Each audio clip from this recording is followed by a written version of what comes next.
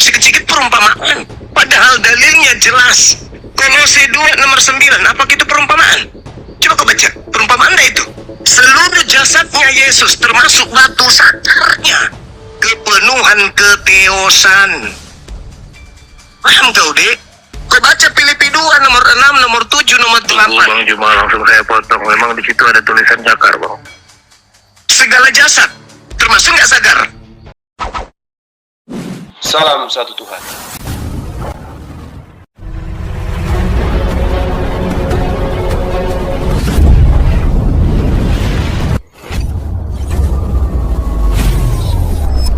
Ya, pengantar ini singkat para sahabat. Dukung semua ya sahabat-sahabat kita channel Densa News Muslim. Di like, di subscribe, di share sebanyak mungkin untuk supaya mencegah sahabat-sahabat kita di luar sana Tidak. terpengaruh terhadap pemurtadan. Semoga Allah memberikan selalu sikap istiqamah. Salam satu Tuhan, Allahu Akbar. Dari rambut sampai ujung kaki. Berarti juga termasuk biji sakarnya, kan gitu. Sesuai dengan Kolose 2 nomor 9. Nah, sekarang ketika Sudah biji sakarnya, kau mulai sudah punya Muhammad yang punya perbuatan di dunia yang tidak betul tuh, itu kau tidak ngomong biji sakarnya. Dia dilahirkan. Coba lihat, biji sakar kau menyebut dia. Kisah Para Rasul 4 nomor 11, Yesus adalah batu.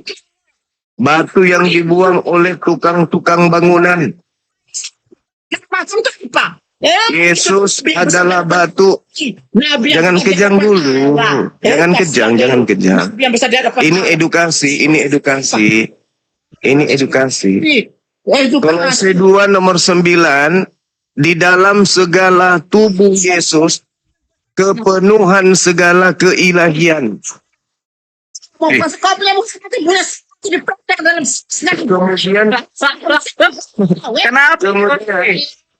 Kemudian beliau itu digantung di atas salib. Ketika dia digantung di atas salib, batu sakar juga ikut menggantung di situ. Dan tujuan dia digantung adalah untuk menebus dosa-dosa Kristen. Menunjuk perbuatan yang di dunia ini. Loh, Perbuatan gimana ini? yang tidak ditunjuk oleh Nabi selama Ini katakan begitu. kenapa ini? Orang Giliran terus saya. mengatakan Allah segala macam. Perbuatan di dunia begitu. Orang yang terbesar di surga dan dunia. Ini apa sih itu? Apa dia itu? Habis minum obat kuda ini kayaknya. Lain dia. Kolose 2 nomor 9, segala tubuh Yesus kepenuhan keilahian. Tubuhnya. Ini tema umat batu. Contoh. Ini tema, Bang. Kita tidak tertulis sakar dalam situ babi. Tidak tertulis dalam situ sakar. Kolose 2 nomor 9. Tidak atas. Kenapa Anda Itu yang seluruh tidak menyebut mulut dan ketika Yesus bangkit, itu tiap biji sakar bangkit. Apa orang ini kok jadi lari-lari? Ketika Yesus bangkit hari ketiga, apakah batu zakarnya juga ikut bangkit atau tertinggal di kuburan? Ini. Apa ini? Nah ini temanya umat batu. Siapa yang menyembah batu? Lama. Iman. Muhammad di surga, Yesus di surga. Maka kalau kau berani, taruh iman. Boleh. Kalau itu memang Anda mau, boleh. Wah, parah ini Bapak ini. Bapak atau Ibu sih? Jangan sampai kita ditipu tadi sama Ibu ini. Dibilangnya Bapak biar kita takut gitu loh. Baik, dua natur kali kerunda. Oh, dua natur juga. Normalnya Kristen ya Pak Suma. Jadi Ya, terima kasih Pak Suma sudah naik di atas siap. ini. Nah, sehingga kita kembali ke tema lagi nih ya, umat batu. Ya. Ketika dikatakan batu, batu itu apa definisi batu itu? Apakah sakar itu merupakan batu? Ataukah itu adalah bagian organ tubuh? Nah, kalau dia tidak sama dengan apa yang di dalam organ tubuh ini gitu. Kecuali kalau Anda bilang batu ginjal, itu mungkin. Silakan Pak Suma. Baik, ini mohon maaf nih ya. Saya terpanggil untuk tema ini umat batu karena itu tuduhan kepada kami umat Islam.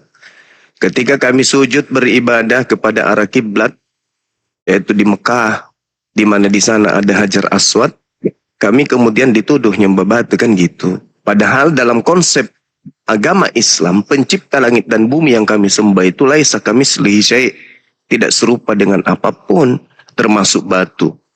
Walam yakul lahu kufuwan ahad, dan Allah yang ahad itu tidak serupa dengan apapun, tidak ada yang serupa, tidak ada yang sama dengan dia. Sedangkan Hajar Aswad itu batu, batu itu banyak di mana-mana. Berarti kami tidak menyembah kepada batu. Adapun ketika kami menghadap ke Ka'bah, lantas kami dikatakan menyembah batu. Lalu bagaimana orang Kristen di gereja yang menyembah kepada menghadap pendeta ketika beribadah? Nah, di depan ada biji sakarnya pendeta.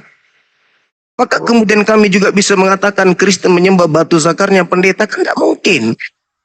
Atau di belakang gereja, di depan gereja ada toilet penduduk.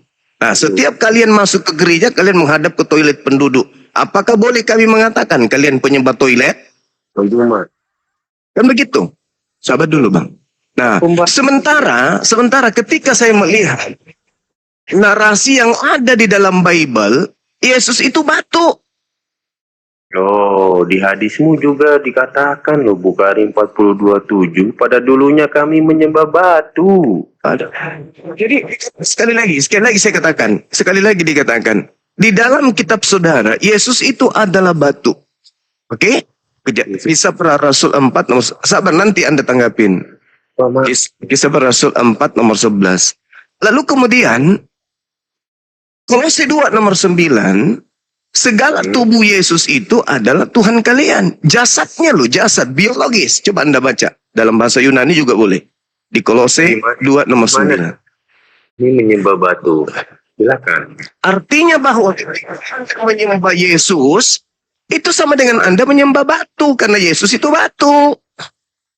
Yesus itu batu. Iya. Coba Kejadian 4 nomor 11, Kejadian 4. Yesus adalah batu penjuru yang dibuang oleh tukang-tukang bangunan. Berarti dia batu pondasi kan? Kemudian kita mengarah kepada Kolose 2 nomor 9. Seluruh jasad Yesus itu adalah sembahannya orang Kristen. Nah, termasuk batu sakarnya, berarti kan begitu, Bang. Jadi yang terbukti umat batu ya Kristen. Saya belum masuk karena dalil. Saya akan paparkan sesuai dengan dalil Bible bahwa memang sembahan Kristen itu adalah batu. Silakan. Jawab yang pertama, batu atau batu bangunan itu kan kata perumpamaan gitu loh. Di mana Anda bisa mengatakan kami menyembah batu, sementara di hadismu sendiri itu ada perkataan loh. Bukhari 42:7 di situ berkata pada dulunya kami menyembah batu. Mau gimana lagi? Dan di situ kalian kan ke Mekah. Adakah kau pernah lihat oten-oten nyembah batu? Silakan Gurunda. Oke, baik. Sekali lagi saya katakan, kalau hanya karena ke Mekah, lantas kemudian dikatakan kami menyembah batu, berarti tiap minggu kalian ke gereja. Menghadap kemana kalian? Satu, menghadap ke... Sahabat dulu, gantian kita kan? Menghadap ke pendeta. Pendeta punya batu nggak? Ada. Batu ginjal katamu. Berarti kau penyembah batu ginjal. Ya kan ya? Terus, sabar dulu, tahan. Kristus yang ada di dalam tubuh Anda yang bertanduk 7, bermata 7 itu suruh diam dulu. Sabar dulu. Jadi ketika kemudian Anda mengatakan siapa yang menghadap kepada siapa, berarti itu adalah sembahan. Nah, di depan gereja sudah pasti ada kloset penduduk. Ya kan ya? Berarti kalian itu setiap hari Minggu menyembah kloset. Izin. Karena tiap minggu kalian ke gereja. Di dalam gereja itu ada pendeta. Kalau misalnya yang mengajar di depan Anda itu adalah pendetanya wanita, dan Anda menghadap ke mana Anda sembah, berarti saya boleh mengatakan Anda menyembah kepada kacang asin. Kan gitu. Oke? Jadi menghadap kepada suatu benda bukan berarti kita beribadah. Berbeda dengan kalian. Kalian memang menyebut Yesus sebagai Tuhan. Dan Yesus itu punya biji. Batu zakar. Di dalam kitabmu juga kuda disebut kuda seperti kuda zakar kuda, berarti biji zakar kuda yang dimaksud. Gini. Kenapa Anda ingkar? Yang digantung di atas salib. Sabar dulu, gantian. Aduh, Kristus bertanduk 7, bermata 7-nya suruh Adam dulu. Anda ketika kemudian menyembah Yesus, di dalam kitab Anda Kolose 2 nomor 9, yang digantung di atas pohon itu lengkap dengan batu zakar. Yang menebus kalian adalah jasadnya Yesus yang mati di atas pohon, digantung di pohon. Berarti dengan kata lain, umat batu itu kalian, bukan kami, gitu loh. Silakan. Pertama yang kamu katakan tentang batu penjuru itu kata perumpamaan. Dan juga kami umat Kristen tidak mempunyai kiblat. Nyembah pendeta, bahkan sampai berpikiran ke buah zakar. Wah, mulia kali ini debater profet. Cara diskusinya ternyata, aduh. Kalau di dalilmu jelas mengatakan Bukhari 42:7, pada dulunya kami menyembah batu. Rukun Hajar Aswad menghapus dosa sehabis-habisnya. Hapus dosa itu Allahmu atau batu?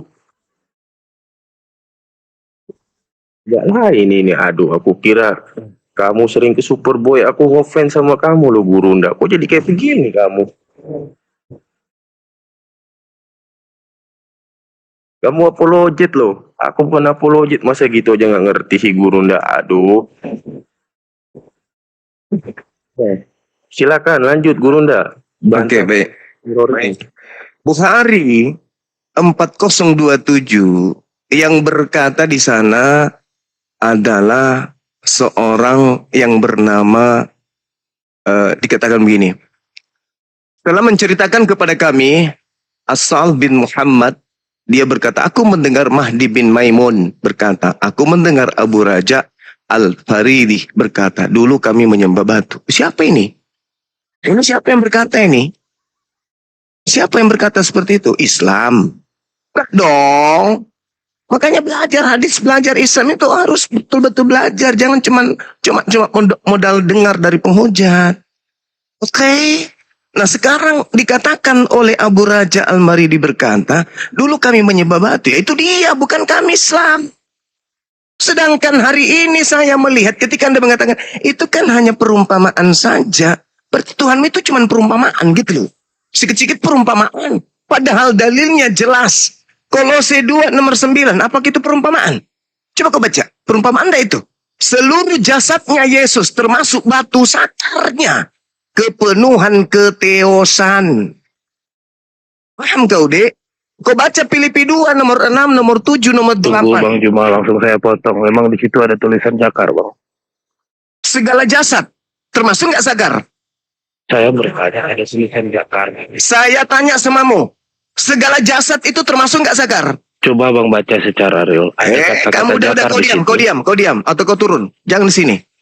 Siapa yang berani? Kecuali Anda mau berdiskusi dengan saya. Siapa kalau yang Anda berani turunkan saya di sini? Diam. Siapapun bisa. Siapa yang Andai kan saya host dari tadi ku tendang kau dari sini. Paham kau? Yang jadi masalah Anda bukan host. Jangan ditambahkan Bang. Itu diskusi nggak baik. Ya, itu urusanku bukan urusanmu. Lu siapa? Tolong Bang Zuma agak dijelaskan. Lu siapa? Kau panitia surga namanya? Kalau memang Anda ingin saya menjadi panitia surga Anda boleh. Diam. Kau diam. Kalau saya tidak mau diam? Ya sudah kau ribut. Kalau saya nggak mau ribut? Ya sudah kau diam. Mampus. Meskipun kau datang besok. Siapapun kau. Nenekmu kiper. Aduh, temanku itu. Biarin. Siapapun kau, siapapun yang ada di akun itu, nenek lu kiper. Cari saya kalau kau berani. Kalau kau keberatan. Pak Zuma, Ya. beliau tadi itu adalah seorang muslim. Saya tidak peduli. Siapapun Dan beliau dia. itu adalah seorang aparat, sehingga dia melihat bahwa Sekali lagi, tidak peduli. Sekali lagi. Bagus lagi kalau kau sebutkan NRP-nya sama saya, lebih bagus. Biar dia tahu begini rasa. Pak. Begini Pak. Dia seorang netral ya Pak. Dia seorang muslim. Netral apa? Kalau dia netral, ngapain dia ngomong kayak gitu sama aku? Dia ngomong apa tadi Pak? Dia minta segala macam, dia minta. Ada nggak disebutkan di sana? Memang nggak ada. Terus Ya, saya ini, tanya balik sama dia. Ada nggak disebutkan kemudian itu segala jasad? Ya segala jasad termasuk nggak Pak. kemudian? Termasuk nggak biji sakarnya? Ya termasuk. Lalu Begini, kenapa Pak. kalau dia Bapak aparat? dan dia ini kan sesama Islam. Emang gue takut kalau dia aparat? Pret. Bukan, Bapak begini, Pak Suma dengan dia sesama Islam, ya. Saya tidak peduli siapapun yang kemudian abu di depan saya ketika saya bernarasi menghantam kemudian tuduhan kafir kami menyembah kemudian kepada batu. Siapapun itu, mau dia muslim, mau dia aparat, mau dia malaikat sekalipun, tak ada peduli aku. Paham? Aku di sini berbicara mengenai akidah. Saya tidak berbicara mengenai dia aparat desa kayak apa kayak, nggak ngerti aku. Bukan, ada urusan. begitu, Pak. Beliau kan seorang Islam. Makanya kalau aparat itu jangan masuk ke dunia apologet. Aparat itu netral. Ngapain aparat masuk ke dunia apologet? Ngapain? Ngapain? Mau ngapain? Hah? Mau ngapain? Pakai simbol-simbol aparat kayak gitu. Ngapain? Mau nakut-nakutin orang? Nenek kiper. Tidak ada masyarakat mau takut-takutin dengan seragam kau itu. Bapak dan dia itu kan sama-sama Islam. Saya tidak peduli. Sekali lagi ku bilang, mana juga saya tahu kalau dia Islam. Hanya dengan mengatakan Assalamualaikum, dia Islam. Saya nggak peduli. Saya nggak peduli. Coba naikkan lagi tuh Pak. Dia tadi mengatakan dia bukan Islam kok. Dia Muslim, bukan Islam. Dia ngaku kok. Ada rekamannya saya. Saya rekam kok dari tadi. Aku bukan Islam, tapi aku adalah Muslim. Apa itu? Apa dipikir dia cuman dia yang aparat? Hah? Cuman sendiri di Indonesia dia aparat? Atau dia pikir dia yang paling tinggi pangkatnya di antara seluruh aparat? Neneknya kiper, sampaikan ke dia. Suruh DM saya kalau dia mau berhubungan pribadi dengan saya. Suruh DM. Dari awal ke saya. Begini Pak Zuma. Dari awal biar dia ketemu neneknya. Dia di sini adalah seorang Islam Pak ya. Dia mengatakan sekali lagi saudara, saya tidak peduli siapapun di depan saya, mau dia malaikat sekalipun, kalau dia tertawa atau merasa senang ketika agamanya dihujat, dinista, saya tidak peduli. Ginjalnya pun kukunya, paham? Waduh. Paham itu? Kata saudara Sab, apa tadi? Itu adalah hiasan katanya. Nah, gitu maksudnya. Jadi kalau saudara, kalau kau aparat, kau jangan bawa-bawa inimu, simbol-simbol aparatmu di dunia apologet, ya. Jangan kau pikir cuman kau aparat sendiri, ya. Ini maksudnya, ya. Ya, adekku yang tadi yang aparat, tolong lepaskan atribut aparatmu kalau kau ingin terjun ke dunia apologet.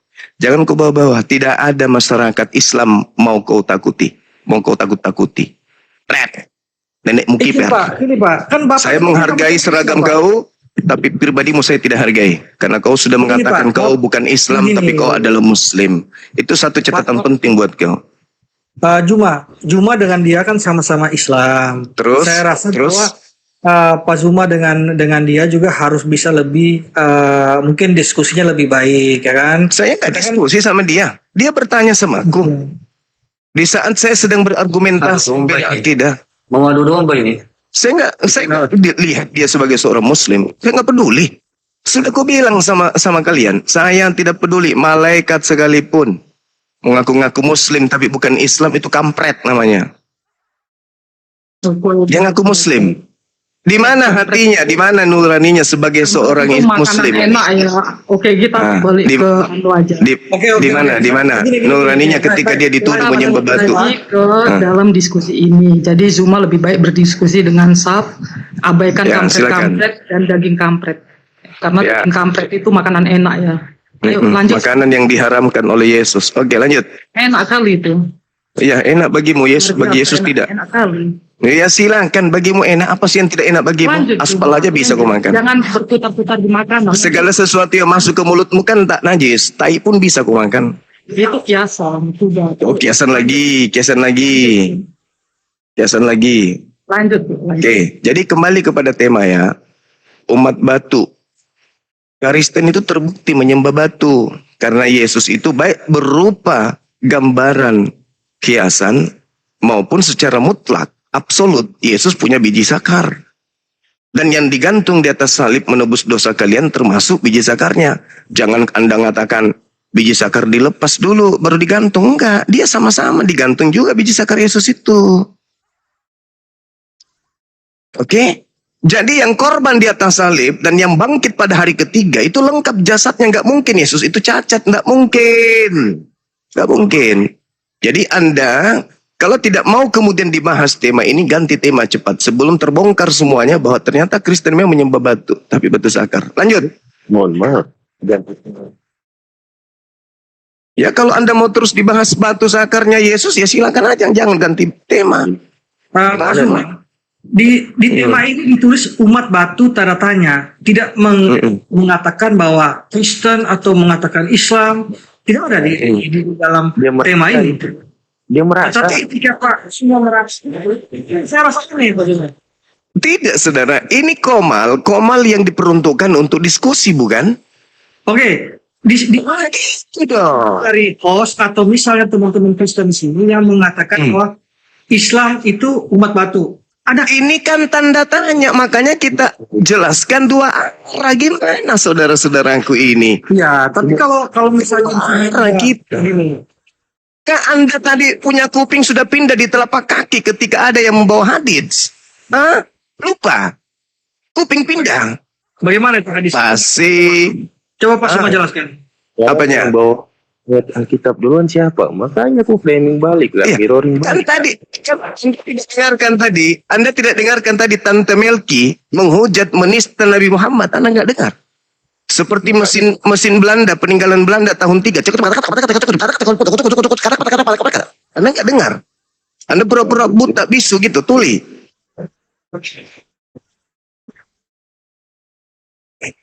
Oke, jadi sampai mana nih? Memang gini loh, kamu kan seorang apologet, siap ditanya nggak? Ya kan tadi saya ditanya. Oh enggak. Di sini pertama ditanya ya saya. Sekarang giliran saya bertanya kan begitu. Oke, silakan Pak Suma. Sebuah kehormatan besar ini ada kapan? Oke, saya bertanya sekarang. Pertanyaan saya, sabar bang, sabar. Kalau Anda tidak kuat, turun. Giliran saya bertanya lu. Pertanyaan saya, pertanyaan saya dengarkan baik-baik. Kok pertanyaanku? Ini pertanyaan yang hancur. Kenapa nangis duluan? Belum ditanya kok sudah nangis duluan. Saya udah bilang, saya berikan ruang kalian bertanya. Ini pertanyaan. Buat pertanyaan Pak Suma. Nah, pertanyaan saya kepada saudara.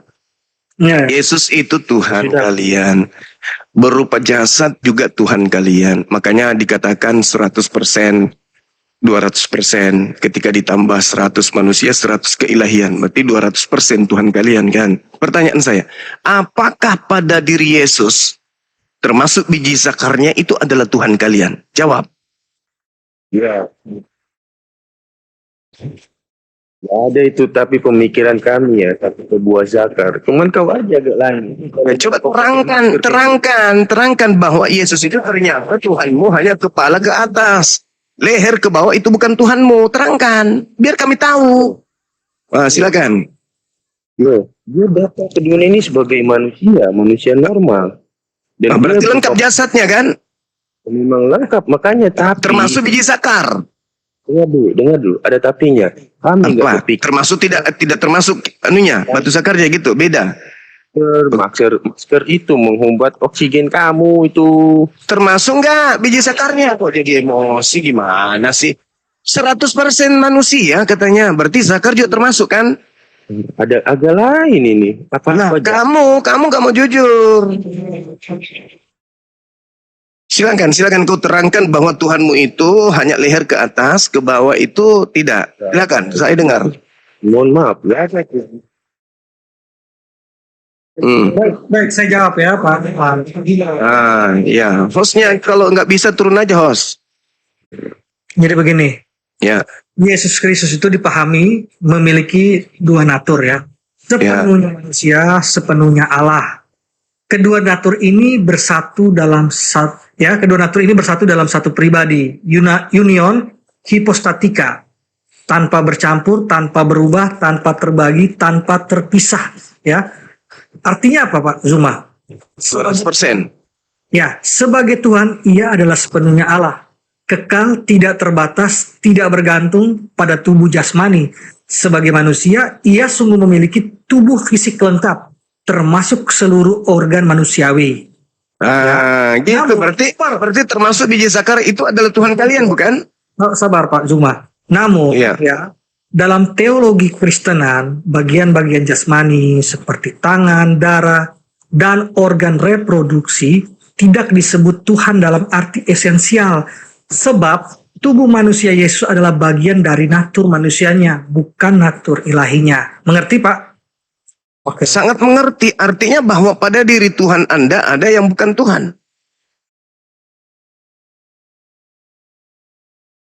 Jadi Tuhan Anda itu separuh Tuhan, separuh bukan Tuhan, kan gitu. Begini, Anda harus memahami begini, Pak. Nggak, saya sudah paham. Berarti sembahan Anda separuhnya Tuhan, separuhnya bukan Tuhan. Betul? Oh, tidak. Gimana ini? Gimana saudara-saudara? Ya. Gimana ceritanya? Itu adalah sepenuhnya Tuhan, sepenuhnya manusia. Nah, sepenuhnya manusia ini Tuhan nggak? Ya, Tuhan. Dia adalah Berarti biji sakarnya juga Tuhan Anda, udah selesai. Gini. Berarti sakar Yesus juga Tuhan Anda, kan gitu. Kolose 2 nomor 9. Udah telan aja. Memang sudah kayak gitu kodratnya. Makanya dilarang menyembah manusia. Supaya tidak begitu jadinya. Ya. Tidak bisa dipisahkan, Pak. Oleh karena itu, saudara ini menyembah separuh manusia, separuh Tuhan. Kan begitu poinnya. Kita mengatakan bahwa tangan, darah, atau organ reproduksi ya tidak bisa. Tetapi Berarti mengatakan Yesus seutuhnya. Berarti kemanusiaan Yesus bukan Tuhan. Yesus adalah sepenuhnya manusia, sepenuhnya Tuhan. Nah, sepenuhnya manusia ini bukan Tuhan, kan? Nah, dalam pandangan Anda bagaimana? Bagaimana? Berarti separuh bukan Tuhan, separuh Tuhan. Oh, tidak seperti itu. Bagaimana ceritanya? Sepenuhnya manusia itu Tuhan nggak? Nah, begini Pak. Gimana? Bagi dua aja, bagi dua. Biar separuh-separuh. Saya kan sudah menjawab ya. Sebagai Tuhan, ia adalah sepenuhnya Allah. Kekal, sifatnya itu kekal, tidak terbatas, dan tidak bergantung pada tubuh jasmani. Nah, di sisi lain, sebagai manusia, ia sungguh memiliki tubuh fisik lengkap. Nah, ini Tuhan nggak yang fisik lengkap ini? Ya Tuhan. Ya, berarti seutuhnya, termasuk sakarnya juga. Berarti Anda penyembah sakar, kan begitu. Kalau Anda hanya mengatakan sakar atau menyembah itu bukan sebagai dia seutuhnya. Anda harus mengatakan Yesus sebagai manusia, tidak bisa. Ini tema Bang, harus tema ini. Umat batu. Begini. Apakah sakar itu batu? Ya, tergantung Anda ingin memaknai apa. Batu sakar atau apa, cairan sakar atau apa, daging sakar. Yang jelas umat batu ya batu sakar, gitu. Begini Pak, mungkin istilah kesehatan. Baik istilah biologi itu apa nih Pak? Coba batu sakar ini. Saudaraku, Anda yang membawa biologi tadi, Kolose 2 nomor 9 kan udah saya katakan, itu dalil. Dasar pijakan saya kan dalil. Saya tidak mengada-ngada. Jelaskan gini, batu sakar itu, sakar dikatakan batu itu istilah dalam ilmu biologi atau kesehatan Pak Suma. Coba dia biologi, kesehatan dapat semua. Dan ingat, ketika berbicara mengenai biologi, Anda lari ke Kolose 2 nomor 9. Ternyata ketuhanan Yesus itu termasuk biologisnya. Siapa yang mengatakan sakar itu adalah batu? Ahli kesehatan siapa yang mengatakan demikian? Ahli biologi siapa? Coba Pak, dijelaskan. Ya Allah ya Karim. Jadi yang dikatakan dalam kitab saudara di perjanjian lama itu, batu zakar keledai itu bukan batu rupanya. Coba tunjukkan ayatnya Pak. Coba ada nggak kedokteran boleh nggak kemudian zakar itu distilahkan batu zakar? Coba Pak, boleh nggak? Tunjukkan dia punya ayatnya biar kita bisa. Batu zakar itu sudah pasti batu lah. Istilahnya juga batu zakar. Di mana-mana orang tahu itu. Yang namanya zakar itu batu zakar, bukan cairan zakar. Ahli siapa? Udahlah Bang, jangan mengais-ngais ke sana, jangan memperbodoh diri. Jelas kok. Minimal kita gini. Kisah Para Rasul 4 nomor 11, Yesus adalah batu. Yesus adalah batu. Itu jelas itu. Bentar. Begitu poinnya. Kolose 2 nomor 9, seluruh tubuh Yesus itu adalah ilahi. Filipi 2 nomor 6 nomor 7 8, Theos turun ke bumi mengambil rupa manusia. Pasti lengkap dengan jasad dan juga lengkap dengan zakar. Buktinya di Lukas 2:21, Yesus disunat pada hari ke-8. Masa ada nonot tanpa batu? Gimana ceritanya? Masih gimana?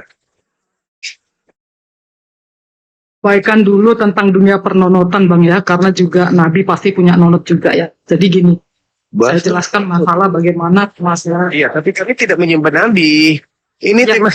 ini bahasan tetap komentar. Ini tema. Jadi kita kembali. Bukan penonton. Ini berbicara mengenai umat batu. Bukan penonton. Cuma kebetulan aja kalian menyembah manusia yang punya nonot kan gitu. Oke, Pak Suma, ya. Batu itu adalah alam yang terdiri dari satu atau lebih mineral yang menyatu padat dan merupakan bagian dari kerak bumi, ya.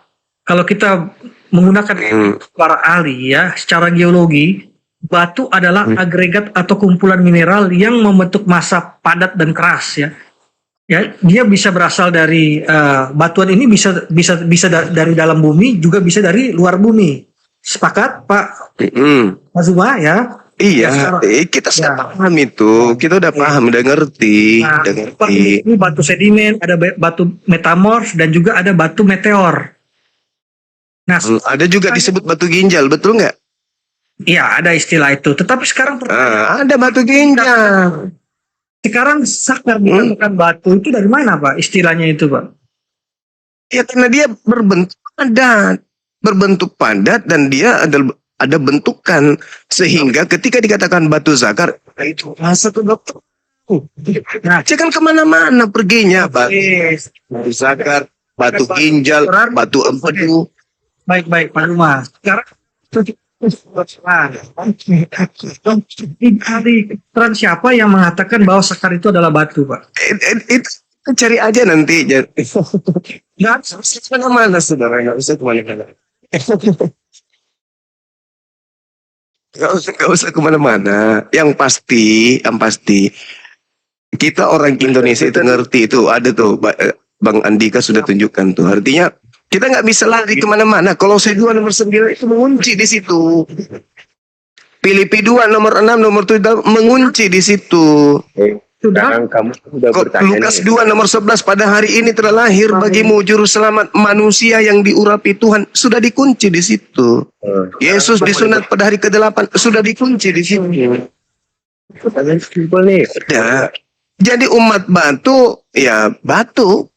Kan gitu. Ya.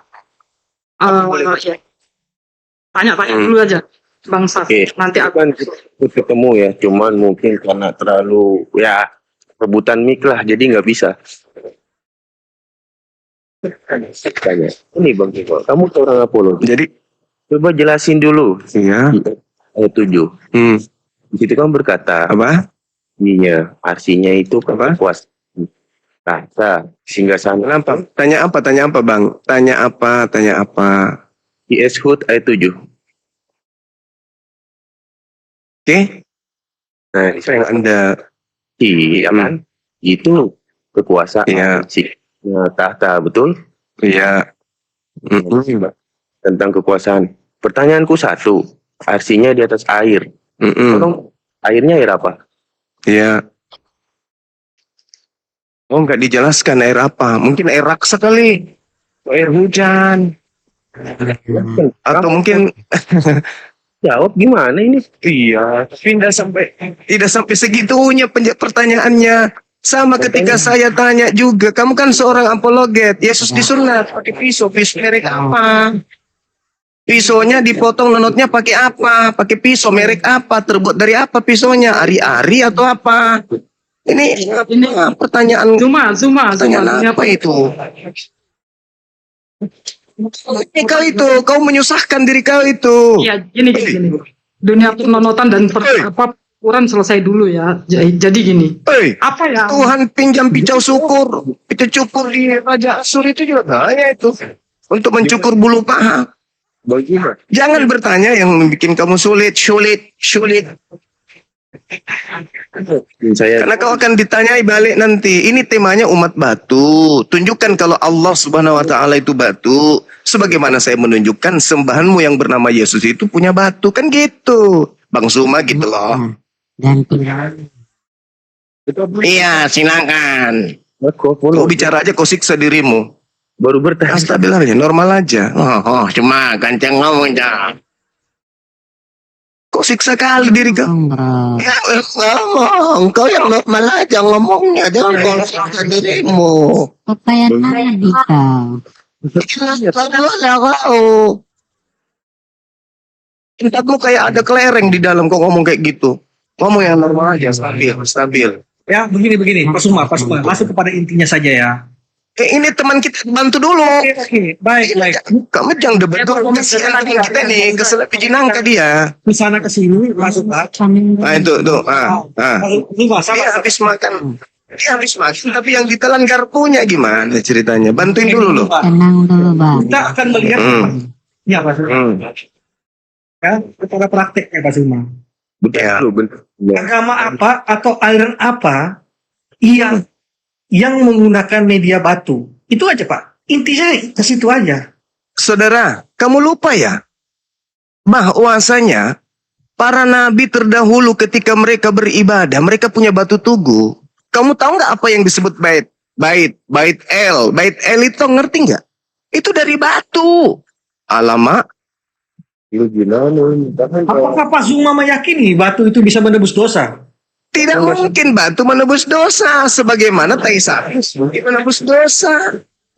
Cuente ini gimana cerita? Kalau misalnya ada yang mengatakan batu itu bisa menebus dosa, maka nggak ada dalilnya. Itu nggak ada. Itu orang yang IQ-nya jongkok itu yang mengatakan itu atau memahami itu, nggak ada itu. Berarti sesat ya Pak Suma ya? Sesat dong. Bungkus. Bagus gak jawab satu dalil doang itu loh. Mana dalilnya? Hud ayat 7. Ya sama, Kejadian 1:1.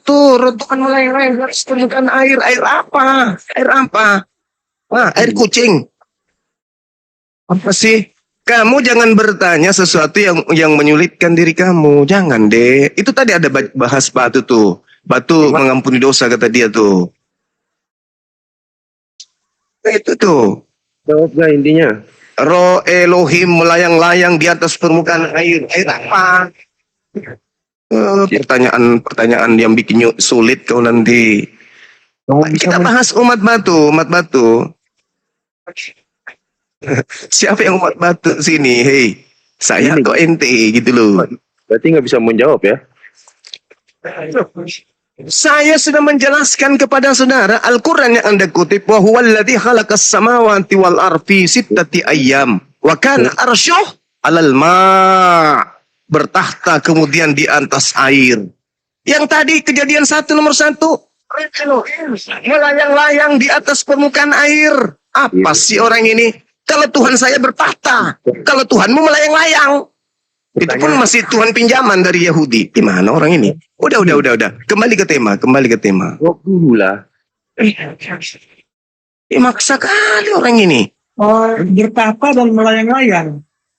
Iya, bertahta dan melayang-layang. Kalau melayang itu apa? Pekerjaan melayang-layang itu setan, genderuwo, sendal bolong. Oke, sekarang saya melayang-layang.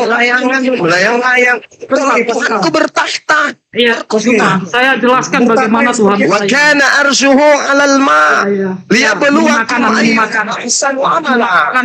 Wala in qulta innakum mab'utsun min ba'dil maut ayaqulanna alladziina kafaru in hadza illa sihrun mubin. Jelas kok. Ya tahu aku. Ya. Jadi bertahta di atas. Wah, kalau Tuhanmu melayang-layang. Baik, saya jelaskan masalah ketuhanan.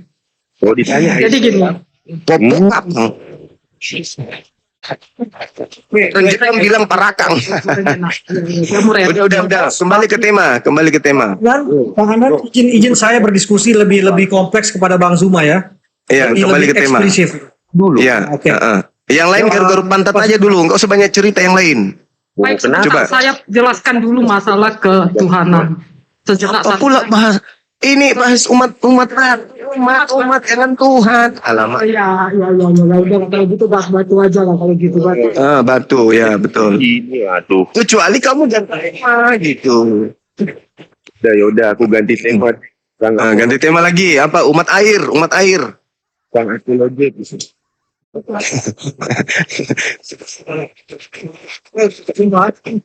Baik. Ini kan temanya hanya sebuah pertanyaan ya. Temanya sebuah pertanyaan. Kalau misalnya sampai merasa atau misalnya sampai ini berarti benar gitu. Itu kalau dari psikologisnya. Saya justru merasa harus menjelaskan kepada saudara dan sekaligus menyadarkan Kristen itulah yang umat batu. Kan gitu. Kalau misalnya tidak sebentar, Ada 40 dalil di dalam Bible yang mengatakan sembahan kalian itu batu. Tuhan adalah gunung batuku.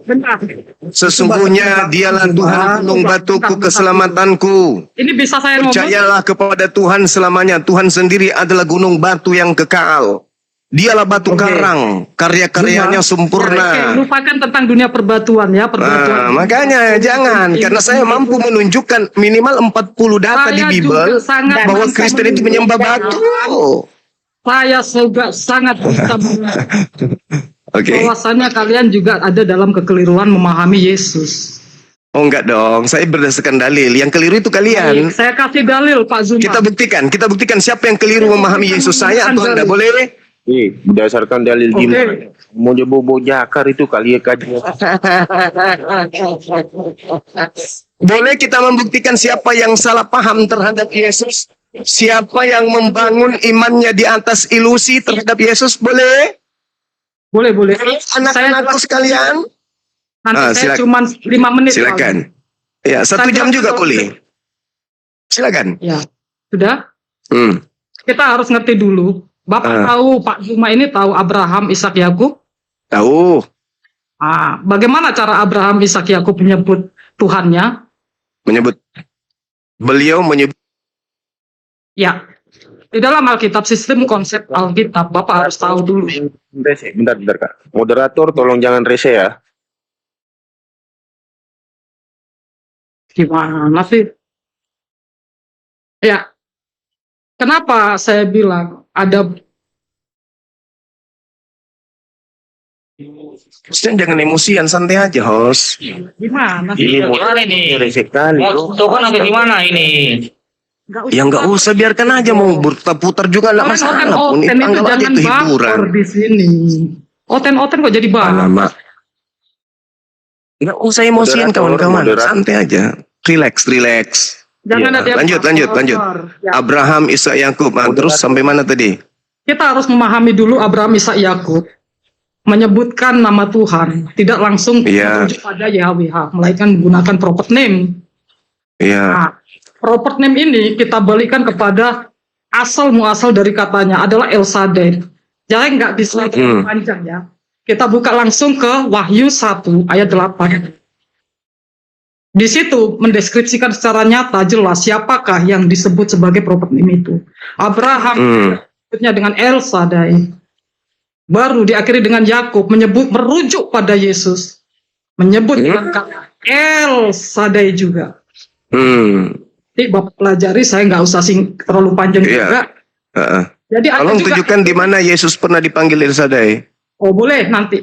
Wahyu 1 ayat 8 nanti Bapak buka. Oke. Aku adalah Alfa dan Omega, firman yang ada dan yang sudah ada dan yang akan datang, yang maha kuasa atau El Shaddai. Sudah merujuk pada situ, baru saya tutup. Iya.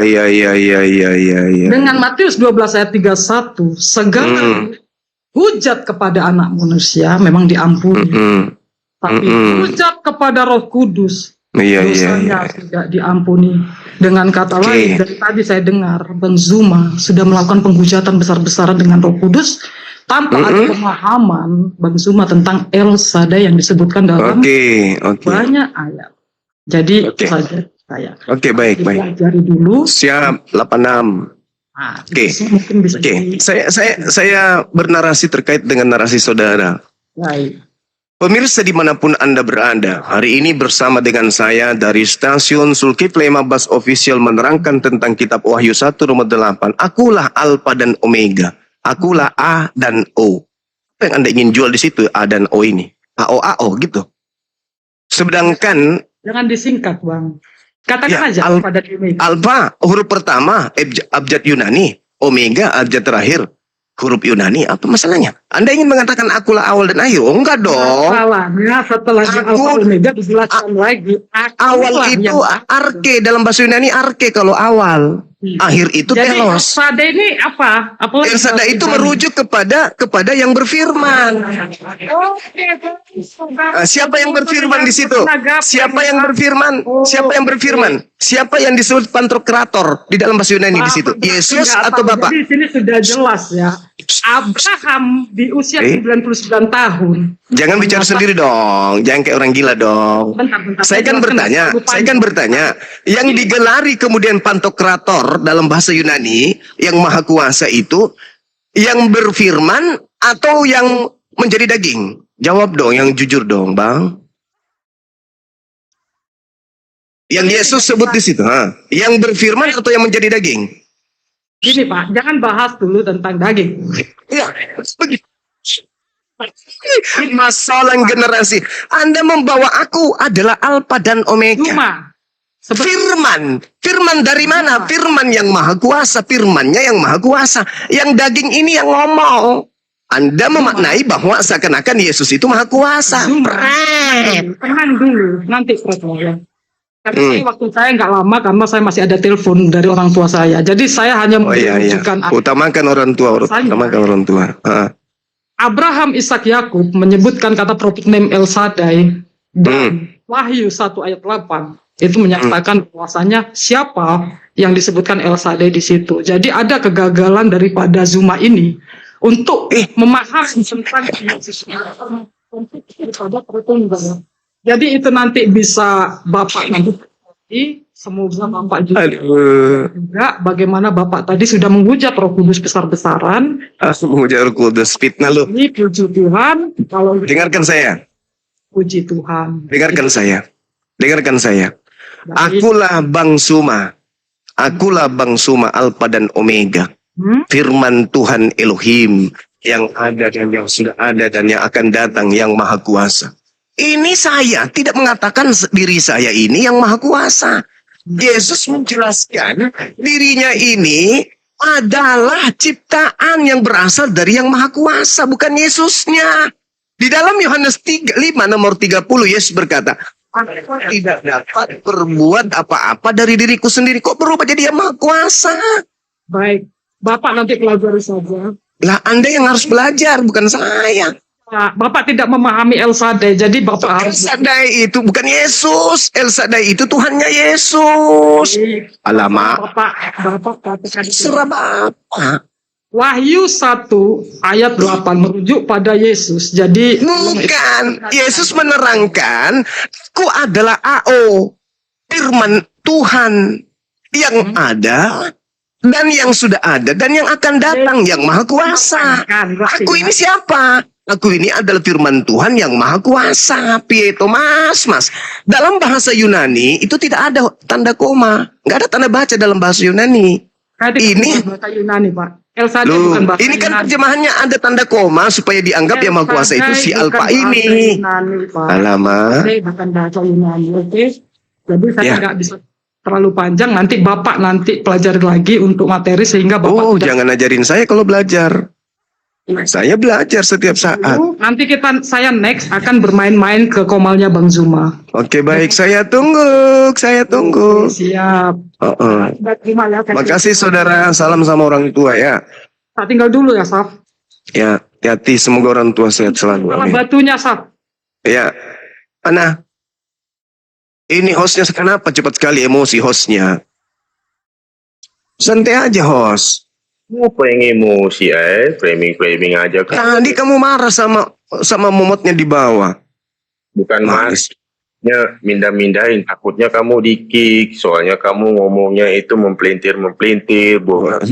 Mempelintir. Fitnah lu ya. Aku bawa dalil kok dibilang pelintir. Sama tadi kawanmu itu mengatakan saya menghujat Roh Kudus. Mana ada kita bahas Roh Kudus? Nggak ada kita bahas Roh Kudus dari tadi. Roh Kudus itu hanya ada di Islam, nggak ada di Kristen. Roh Kudus itu ada aja.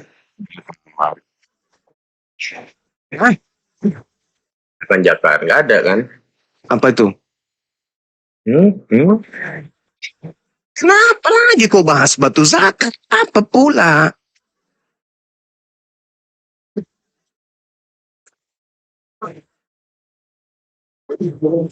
Kolose 2 itu loh teman-teman. Kolose 2 nomor 9, Filipi 2 nomor 6, nomor 7, 8. Theos, dewa, turun ke bumi, menjadi rupa manusia. Nah ketika dia menjadi rupa manusia, lengkap dengan Sagar kan? Dari tadi pertanyaanku masih sama loh. Masih di surat Hud 7 itu. Sudah ku jawab samamu kawan. Udah ku jawab samamu. Udah. Ku jawab. Ya air apa? Air di situ tidak diterangkan. Airnya apakah air asin? Apakah dia air tawar? Enggak. Yang pasti yang Anda harus tahu bahwa alam semesta ini pada mulanya berasal dari air. Semuanya kita ini berasal dari air.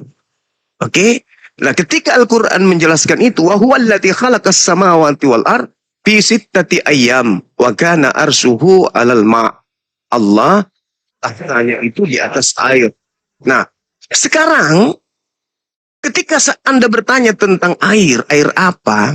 Boleh dong saya juga balik nanya, dan apa jawaban saudara? Kejadian 1, nomor 1, nomor 2. Roh Tuhan melayang-layang di atas permukaan air. Pertanyaan saya, air apa? Ayo. Aku jawab. Air apa? Gimana ini seorang? Ya, jawab. Jawab. Saya sudah menjawab. Saya tidak tahu apakah itu air asin atau air tawar. Yang pasti alam semesta ini pada mulanya air. Segala-galanya berasal dari air. Anda berasal dari air. Makanan yang Anda makan air dari laut dari air. Yang dari daratan juga dari air. Apapun itu yang Anda masuk dalam hidup Anda itu berasal dari air. Oke? Nah sekarang pertanyaan saya. Kejadian 1, Tuhan melayang-layang di atas permukaan air. Air apa? Apakah air ketuban kuda atau apa? Silakan. Pertanyaan yang sama kan? Silakan. Jawab dulu, air apa? Saya kan sudah menjawab. Aku sudah menjawab saudara host. Airnya. Aku tidak tahu apakah air asin atau air tawar. Itu jawaban yang sangat bijak karena saya nggak bisa mengada-ngada jawaban. Yang pasti saya katakan samamu, apa yang ada di atas alam ini asalnya dari air, Cahayu. Sekarang tegasmu. Jawab. Tuhanmu melayang-layang di atas permukaan air, air apa? Coba jawab. Saya ingin dengar. Pertanyaan tadi mau di skip aja nih. Aduh, kecewa aku. Tanya GTO. Nah, satu. Tapi kamu tiba-tiba bilang. Iya, oke lah, aku nyerah. Kita tahu itu air apa, saya nyerah. Sekarang boleh dong saya balik nanya, air apa? Pertanyaan Yang ada di dalam Kejadian 1 nomor 1. Gini. Ketika Tuhanmu melayang-layang di atas permukaan air, itu air apa, Cahayu? Gurunda, tadi katanya kamu cuma satu bertanya. Terus kita oten-oten boleh 1000 pertanyaan. Lah, bilang aja kamu nggak bisa jawab. Iya kan? Gimana Gurunda?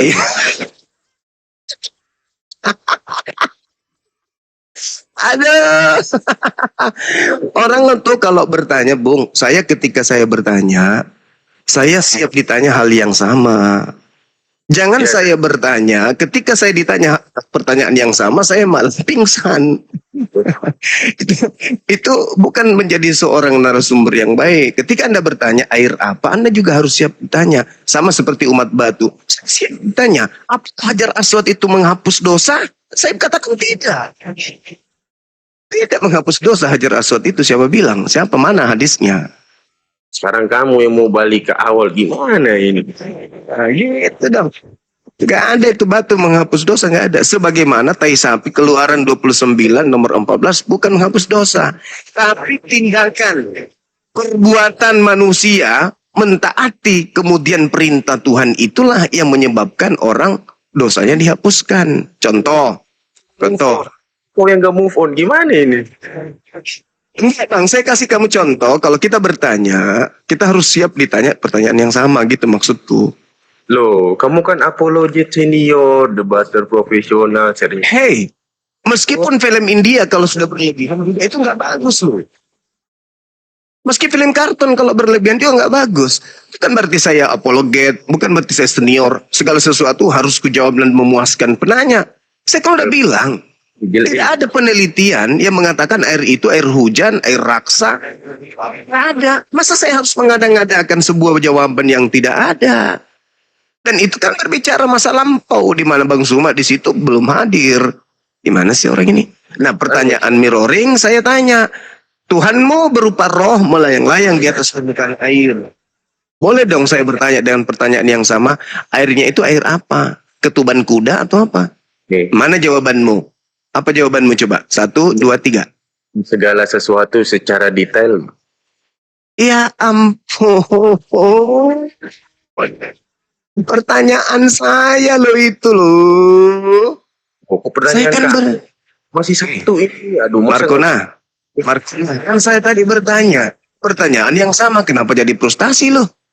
Saya kan bertanya baik-baik samamu. Tuhanmu melayang-layang di atas permukaan air. Pertanyaan yang sama, airnya air apa? Pak Curiga. Host, izin saya berbicara dengan Pak Sumo. Ya, dari tadi izin terus, solusinya nggak ada. Ini Markona ditanya kok malah aneh-aneh aja. Gini loh Bang Juma, kamu kan Apologet senior. Itu aja terus. Itu aja terus. Zuma, coba dengarkan saya baik-baik. Itu Pak Zuma juga pasti akan menjadi bahan refleksi. Ketika seorang Kristen membahas Al-Quran dan menafsirkannya, ataupun sebaliknya seorang Islam menafsirkan Alkitab, itu semua adalah hanya omong kosong. Kenapa bisa? Saya katakan omong kosong, Pak Zuma, karena mereka tidak mengimaninya. Loh, salah ini. Salah bang, salah. Itu konsepnya keliru. Itu yang pertama. Yang seharusnya sekarang Pak Zuma menjadi bahan introspeksi dan refleksi, ya, itu adalah aksiologi dari agama yang Pak Zuma bahas. Misalnya tentang Islam, aksiologinya apa? Kristen, aksiologinya apa? Nah, Pak Zuma memahami tidak aksiologi itu apa? Alamak, kenapa jadi saya diajari hal-hal seperti ini? Ya, bukan saya mengajari itu. Saya tidak mengajari sains. Ini kita berbicara mengenai apa? Ya, saya berbicara mengenai filsafat. Begini, saya tidak mengajari Pak Zuma, tapi Pak Zuma tahu memahami tidak kata aksiologi itu? Iya Pak, itu kan bagian daripada disiplin ilmu filsafat. Bang, ngapain saya diuji yang kayak gitu-gitu coba? Bukan. Aksiologi bukan disiplin ilmu. Aksiologi bukan disiplin ilmu. Lah, disiplin ilmu karena itu berbicara mengenai cabang ilmu filsafat. Gimana sih abangku ini? Bang, ilmu filsafat tapi bukan disiplin ilmu.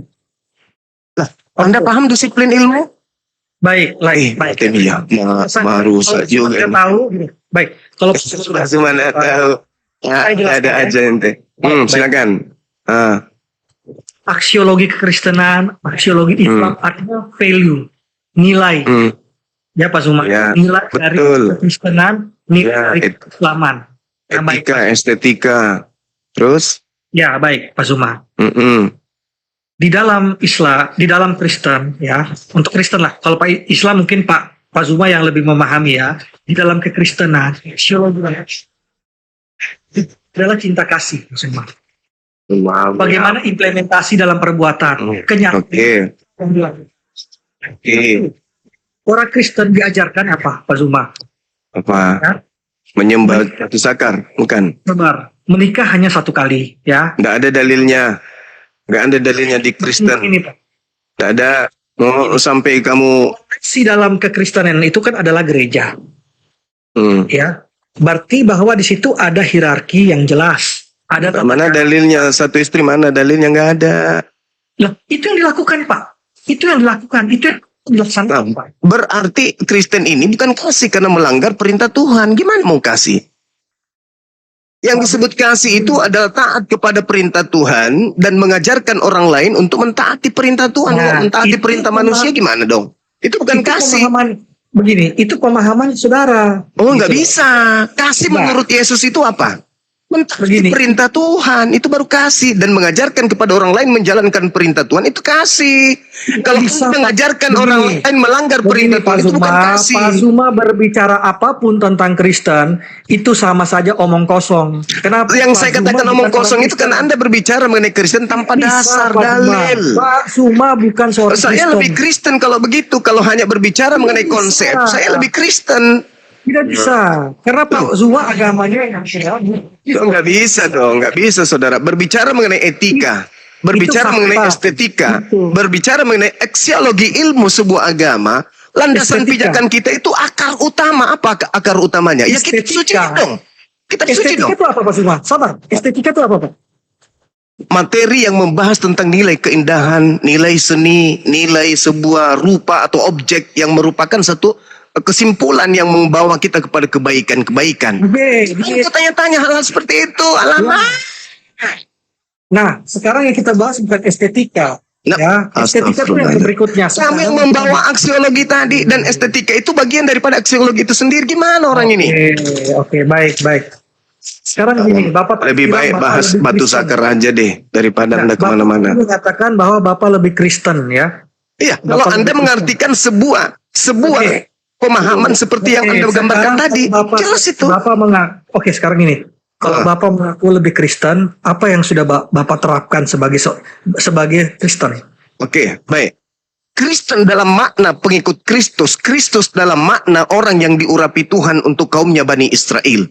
Saya dengan tegas mengatakan, Kristus yang benar adalah Kristus yang cakupan dakwah misinya, pengutusannya, kebenaran jalan dan hidup yang ditorehkan oleh ajarannya hanya berlaku pada kaumnya Bani Israel, tidak berlaku untuk orang lain. Catat itu. Ya, kita kan. Kepada Bapak, itu apa yang sudah diterapkan gitu. Ya, ini yang saya terapkan. Pemberitaan Bible kepada seluruh makhluk bahwa Yesus itu hanya untuk kaumnya Bani Israel doang. Berarti kalau dibilang junjungan Muhammad dari suku Quraisy, itu berarti itu untuk kita doang itu maksudnya. Oh salah, baik. Baik, saya terangkan. Nabi Muhammad SAW diutus ke atas muka bumi ini litubayyina linnas, untuk seluruh umat manusia. Ya ayuhan nas, wahai seluruh umat manusia, aku ini adalah utusan Tuhanmu untuk kalian semua. Inni rasulullahi ilaikum jami'a. Sedangkan Yesus, aku diutus hanya kepada domba. Sudah gitu yang sesat, sudah gitu dari Bani Israel doang. Yesus dia Apa? Dia bilang apa? Itu pemahaman yang salah, Pak Zuma. Salah pula. Inilah yang saya katakan. Anda tidak memahami aksiologi. Anda paham. Anda hanya melakukan eksegesis sesuai dengan selera Anda doang. Ucapan Yesus mengatakan, aku hanya diutus kepada domba. Domba itu gelar untuk siapa? Kutanya dulu. Saudara. Domba itu gelar untuk siapa? Tenang. Ya, di dalam aksiologi itu bukan hanya estetika, di situ ada moral, ada etika, ada etika, terus ada banyak berbagai hal ya. Itu yang harus Pak Zuma memahami gitu. Saya lagi yang diajarin gimana? Saya ngajarin ente barusan kok, saya pula yang diajarin.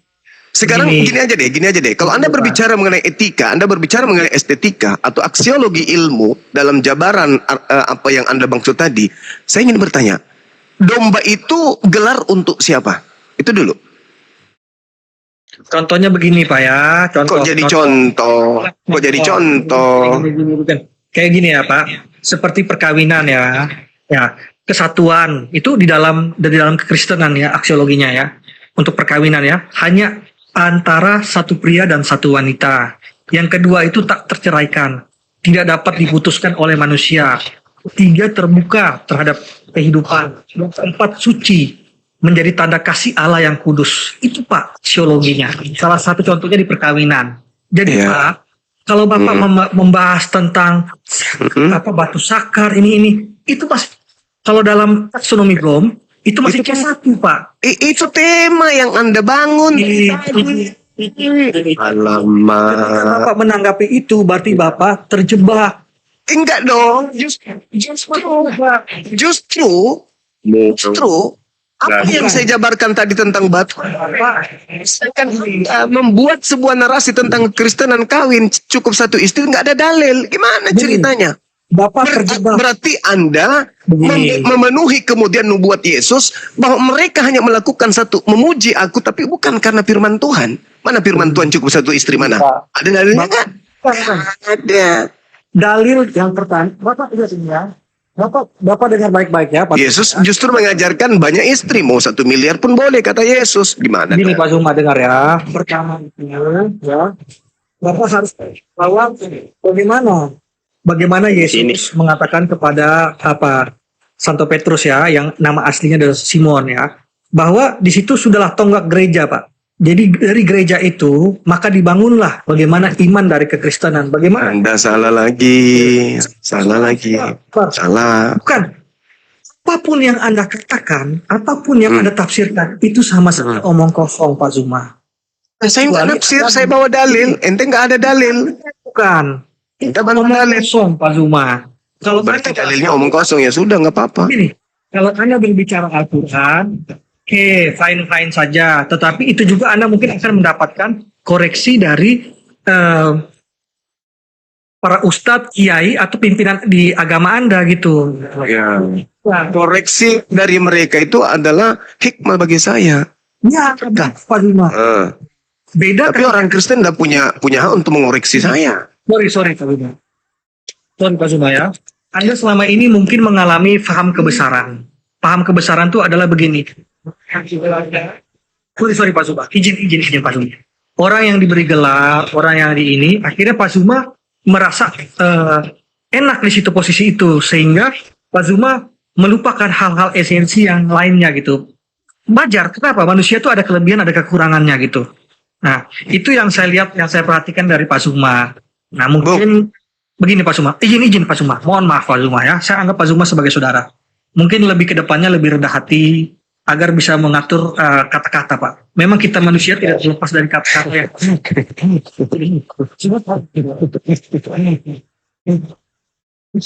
Kalau di Islam, Bung, saya menggelari diri saya sebagai ustadz aja kagak.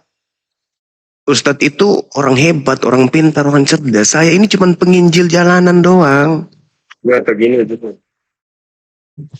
Saya bukan ustadz, apalagi yang lain.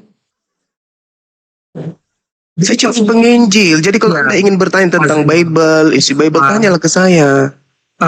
Apapun yang dikatakan oleh orang di luar keyakinan kami itu adalah omong kosong, Pak Zuma. Ya. Sebagaimana Yesus juga mengatakan itu kepada kalian. Karena apapun, Pak Zuma, kami memang juga memiliki kelemahan, kekurangan kami.